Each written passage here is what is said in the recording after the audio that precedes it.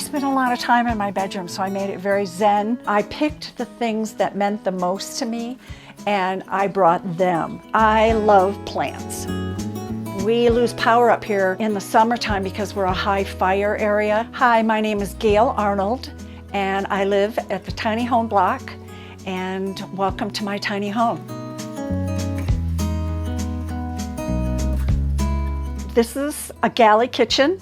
I wanted it to be as useful as I possibly could be because I like to cook, and so I ordered the small oven and the burner stove.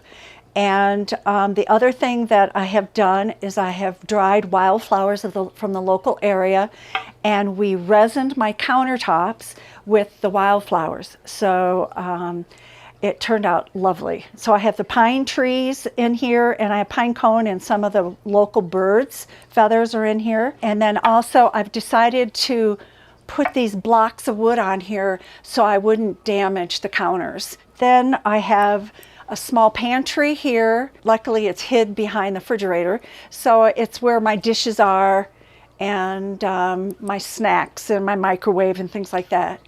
I got a bigger refrigerator. One of the things is they turn off the power up here. So you want to make sure that you have a good refrigerator, and also during the winter, you can't get down the hill because of the snow.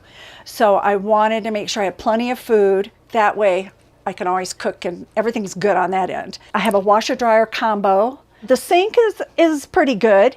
I have this philosophy by watching a lot of the tiny home shows that dishes have to be washed all the time. I have to put them away at night because I don't want to get up in the morning because it's so small here to have all this stuff piled. That's not how I roll. And you know what I've always learned? To clean as you cook. So everything gets put away right away. If you're cooking, use it, put it away.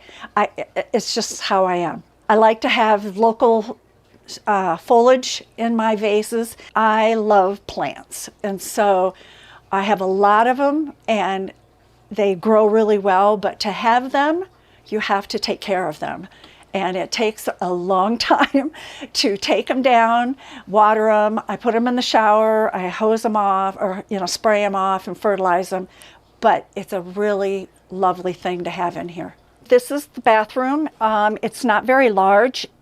I think it would be hard for two people, but it's good for one. I have an RV toilet and a shower that accommodates fine with one, probably maybe two, but one. And I put in all kinds of shelves in here, so everything is in baskets. I brought a heater in here because it can get cold. The temperature up here can get down into the teens. It gets cold here. So, and also we freeze, our lines freeze. So you have to keep your lines open at night. When you go to bed, you have to run water. And because you no sooner think, oh, I'm okay, and then you come down and everything's frozen.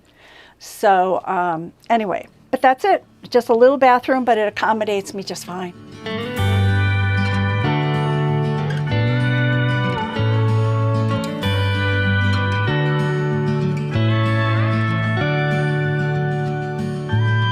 One of the things that was hard is separating yourself from your personal belongings and realizing that you can't take it all.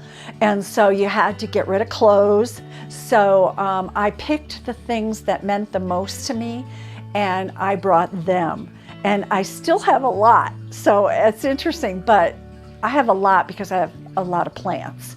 But like I collect blue ball jars, vintage blue ball jars.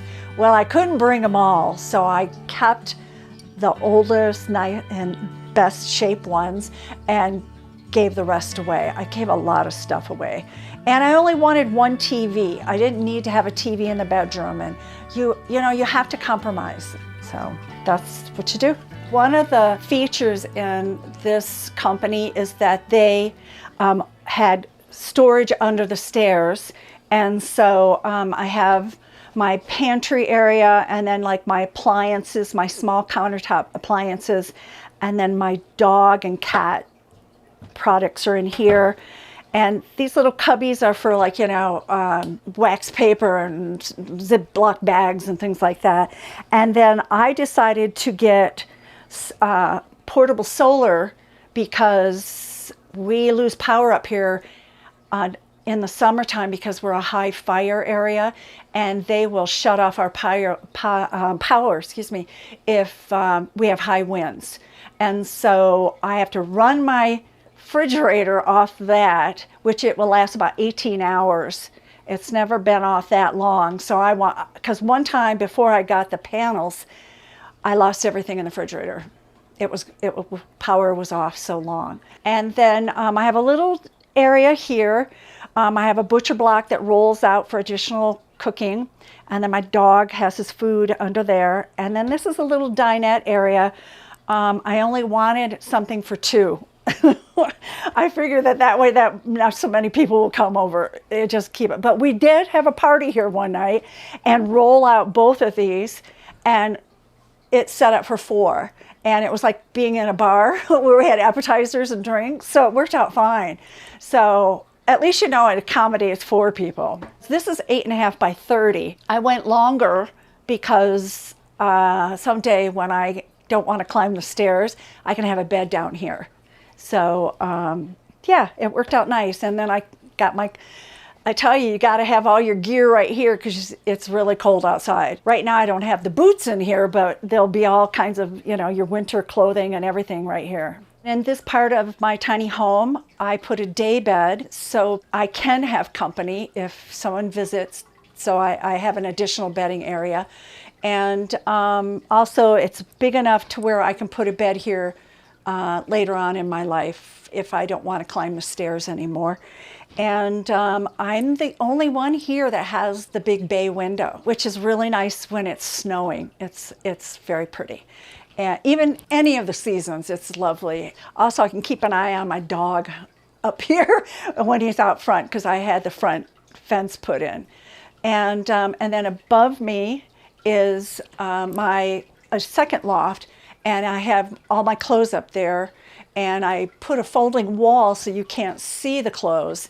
And then I have them hanging, and then I have some in bags and stuff, and then my cat hangs out there. I brought a lot of my outdoor plants inside so they wouldn't freeze this winter. So it looks like a jungle. And I have a fan going so it keeps the air circulating up there. And then my fireplace for in the winter time, and my fountain. It's all kind of zen.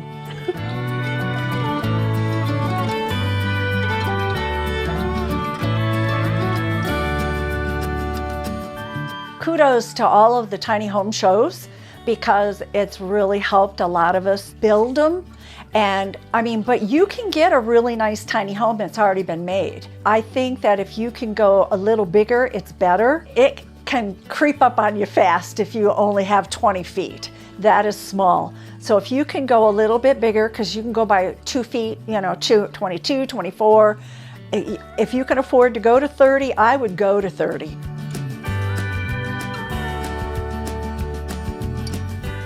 This is the loft bedroom, my loft bedroom, and I went to a full-size bed so I'd have more leg room. A lot of people have queen, and yeah, that'd be great, but I really wanted space. And so then what I did is I brought some clothes up here so I could get dressed instead of going down and then up to the other loft, then down, then back over here. It just was easier to have your primary clothes here. And then I put a fireplace in the corner for in the winter, and you can just use the flame without the heat. I spent a lot of time in my bedroom, so I made it very zen. I have battery operated candles everywhere, and you can do them with a remote, and the whole thing lights up, and it's very charming.